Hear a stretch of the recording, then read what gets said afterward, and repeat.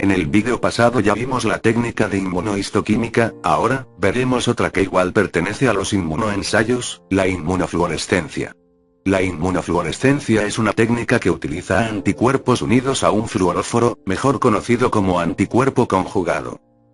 Y tal como lo vimos en el vídeo pasado, esta técnica se divide en dos grupos, la directa es donde el anticuerpo conjugado se acopla al antígeno de interés directamente, y la indirecta, es donde hay un segundo anticuerpo, llamado anticuerpo puente, entre el antígeno de interés, y el anticuerpo conjugado.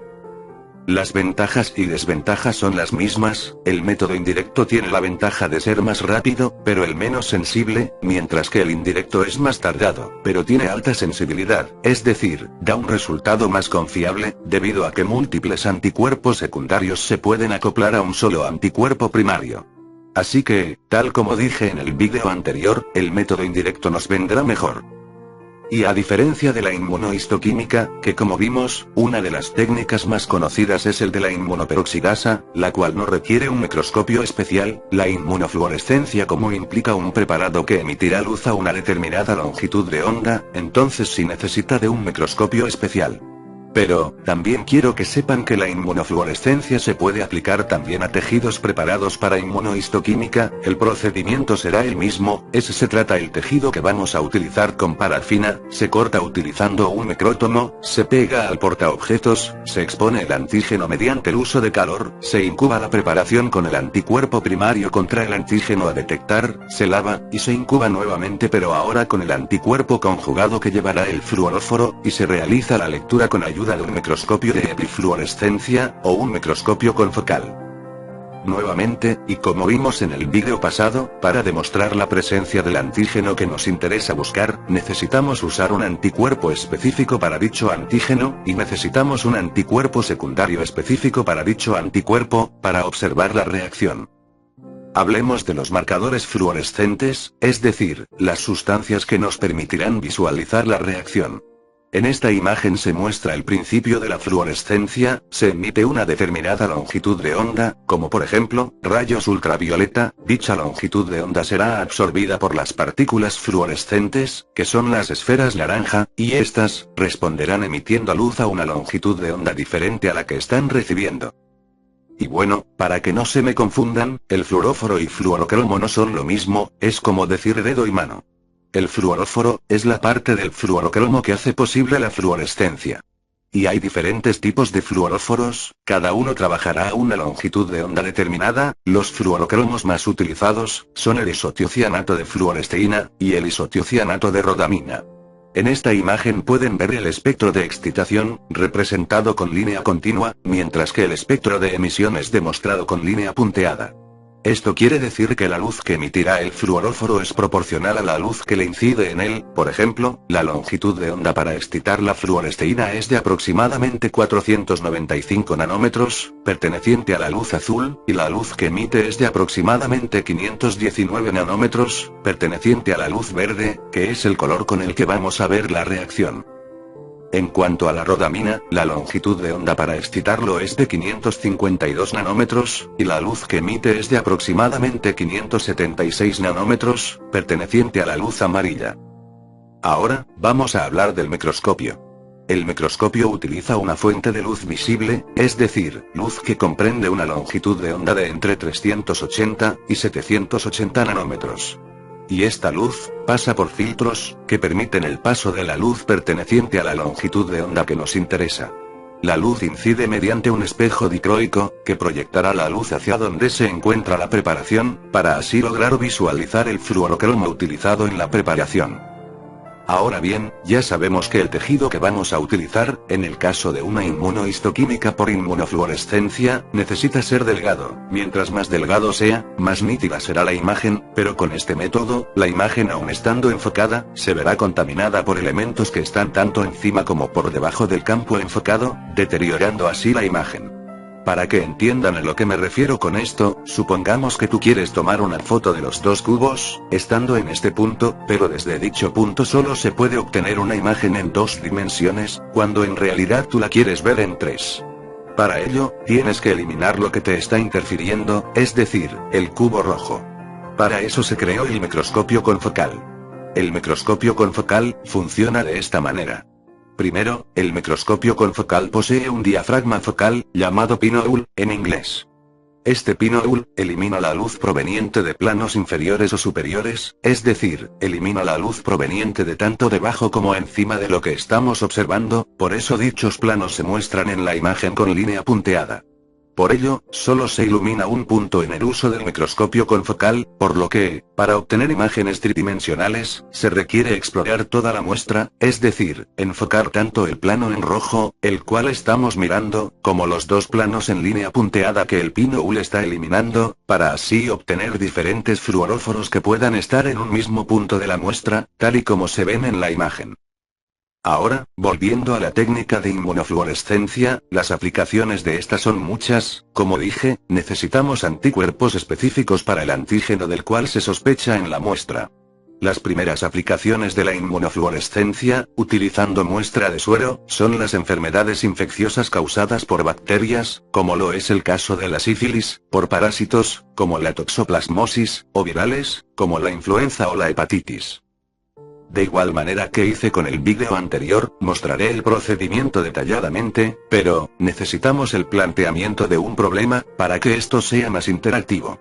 El más clásico en el que se utiliza la inmunofluorescencia, puesto que hay muchos vídeos en YouTube hablando de ella, es en el que necesitamos observar y cuantificar la presencia de anticuerpos antinucleares, los cuales están aumentados en pacientes con enfermedades autoinmunes, como el lupus eritematoso, o la artritis autoinmune.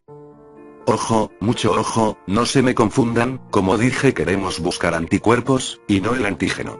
Para ello necesitaremos un portaobjetos conteniendo el sustrato antigénico de los anticuerpos antinucleares, es decir, un portaobjetos multipocillos con las células ER2. Si los anticuerpos buscados se encuentran en el suero, se unirán al sustrato antigénico del portaobjetos, y tras esto, se les acoplará el anticuerpo con el fluoróforo, es decir, el conjugado, para que podamos observar la reacción al microscopio. Primero, realizamos una dilución, la más habitual es 1:40, es decir, 20 microlitros de muestra, y 780 microlitros de buffer PBS. Tomamos 10 o 20 microlitros de los sueros problema diluidos, y los colocamos en los pocillos respectivos. Incubamos por 30 minutos en una cámara húmeda para favorecer la reacción antígeno-anticuerpo.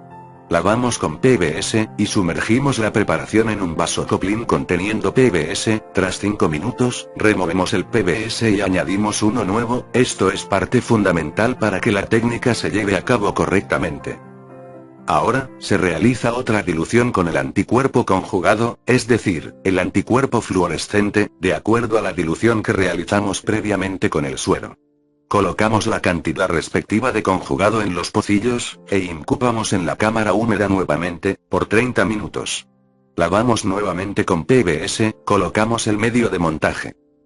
Ahora, en este caso, la interpretación se realiza de acuerdo al patrón que muestran las células.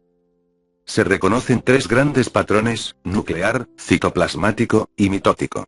Todas estas imágenes muestran en dónde o en qué parte de las células ER2 se ha acoplado el anticuerpo que estábamos buscando, o también muestran si esa proteína que nos interesa identificar pertenece a un evento celular. Por lo que, tal como en la inmunohistoquímica, la inmunofluorescencia indirecta, en el caso de la identificación de un anticuerpo, permite también revelar tanto eventos celulares, como la localización de una proteína, es decir, un anticuerpo, en el sustrato antigénico. Y cada patrón de estos que ven en pantalla, arroja una enfermedad autoinmune en concreto.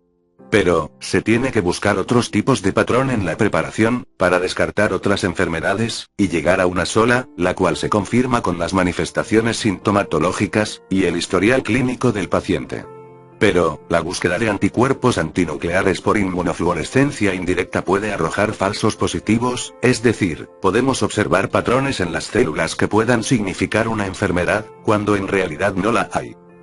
Y aparte, esta técnica es cualitativa, cuando por ejemplo, la ELISA es más cuantitativa, y más sensible, es decir, más confiable, y aparte es más rápida.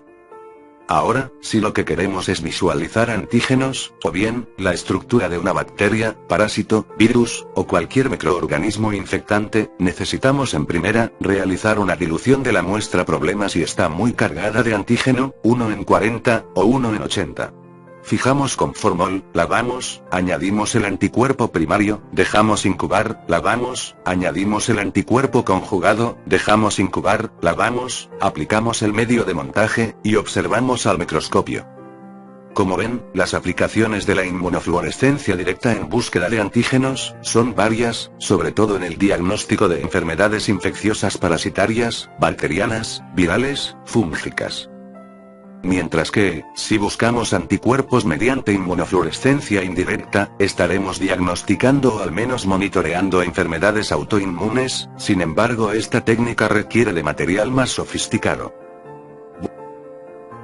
Veamos un caso clínico, más complicado que el del anterior vídeo. Paciente femenino de 21 años que acude por presentar fiebre de 38 grados. La exploración física revela adenopatías cervicales, abdomen doloroso a palpación cervical, no hay megalías ni masas en hipocondrios. Hay presencia de lesiones en labios y deshidratación de mucosas. 3 semanas después, la paciente presenta un cuadro gastrointestinal con diarrea líquida y náuseas, por lo que es trasladada a urgencias. Se le realizan exámenes de laboratorio, la química sanguínea revela creatinina, transaminasas, amilasa, y lactato deshidrogenasa elevadas en suero. El hemograma revela leucopenia y trombocitopenia. En análisis de orina, se revela una proteinuria, con presencia de cilindros granulosos y células renales en sedimento. En estudios inmunológicos, se revela serología positiva para el citomegalovirus, y negativa para el virus Epstein-Barr. También se le realizó una prueba de Coombs directo, que dio positiva. Se ingresa a la paciente para estudiar la causa del deterioro de parámetros hepáticos y renales. Tras confirmar infección por citomegalovirus, se inició tratamiento con ganciclovir. Tras realizar carga viral y darse resultado negativo, se suspendió tratamiento con ganciclovir a las 2 semanas. Es referido al laboratorio de autoinmunidad, donde se sospecha de enfermedad autoinmune sistémica, debido a los parámetros hepáticos y renales sin cambios durante su estancia en el hospital. Para evaluar la naturaleza de la posible enfermedad autoinmune, se le realizó inmunofluorescencia indirecta en una lámina de células SER2, observándose una tinción homogénea de los núcleos con mitosis positiva. Bueno, en primera, evidentemente la paciente tenía una infección por citomegalovirus, y ya sabemos que los primeros en actuar ante una infección viral son los monocitos, los cuales están aumentados. Sin embargo, solo es eso, no afecta al recuento total de leucos, pero, a pesar de que muchos asociamos la monocitosis con el virus de Epstein-Barr, causante de la mononucleosis infecciosa, también hay casos donde la mononucleosis se da en infecciones por citomegalovirus.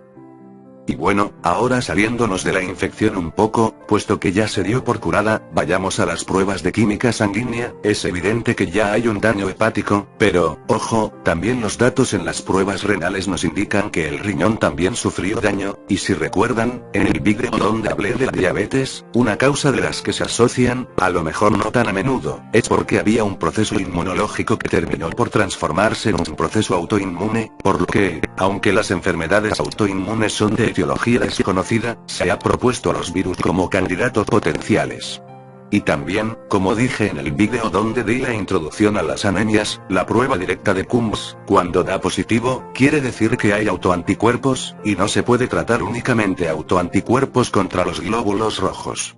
Aparte, esto no quiere decir a fuerzas que se trate de una anemia o una hemólisis, sino de también una pancitopenia, a lo que, los autoanticuerpos que la paciente está comenzando a generar, también son la explicación de no solo el Coombs directo positivo, sino también, de por qué los leucos y las plaquetas están bajos. Ahora, ya que confirmamos que la paciente está generando autoanticuerpos, y se manifiestan por el daño hepático y renal, eso ya nos orienta de dónde está el diagnóstico definitivo, por lo que, para confirmar, se requirió de la inmunofluorescencia indirecta en células SER2, en este caso las células arrojan un patrón homogéneo con presencia de mitosis, perteneciente, como vimos en el cuadro, al lupus eritematoso sistémico. Así que, el diagnóstico definitivo de la paciente, es lupus eritematoso sistémico con nefropatía. Bueno, esto ha sido todo acerca de la inmunofluorescencia. Esperen más vídeos sobre técnicas para detección de proteínas, muy pronto en este canal.